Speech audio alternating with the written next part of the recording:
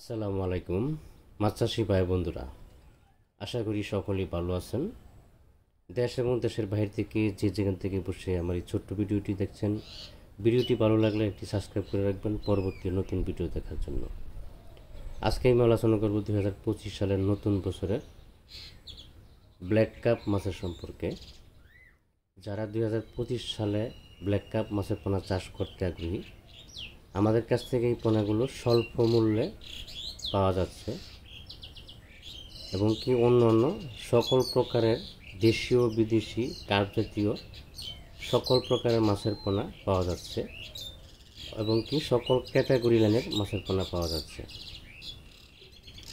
এখন যে হাতে করে যে দেখানো হচ্ছে মাছগুলো, এই মাছগুলো 3 থেকে 4 ইঞ্চি পোনা।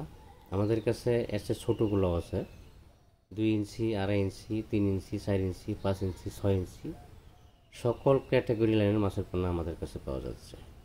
অল্প সময়ের ভিতরে এই মাছের পোনাগুলো আপনার কালচার করার উপযুক্ত আসে।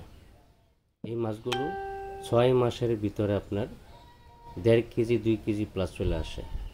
আর যদি 1 বছর রাখেন তাহলে 3 কেজি 4 কেজি প্লাস হয়ে যায়।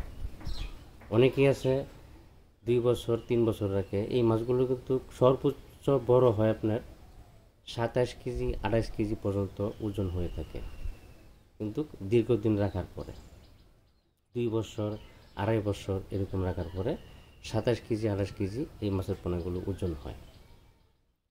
আরেকটা কথা হলো, এই মাছ কিন্তু কোনো খাবার লাগে না। এই মাছগুলো শামুক খেয়ে, এই ব্ল্যাক কাপ মাছের পোনাগুলো শামুক খেয়ে দ্রুত বড় হয়। ময়লা আবর্জনা, শামুক, ঝিনুক এইসব প্রাকৃতিক খাবার খেয়ে এই মাছগুলো বড় হয়।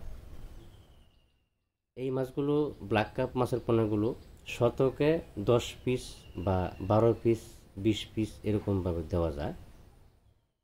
10 পিস যদি দেন, এখানে যে 100-এ 100 টিকবে তা না। 1 পিস বা 2 পিস এরকম ক্ষয় হইতেই পারে স্বাভাবিক, 3 পিস।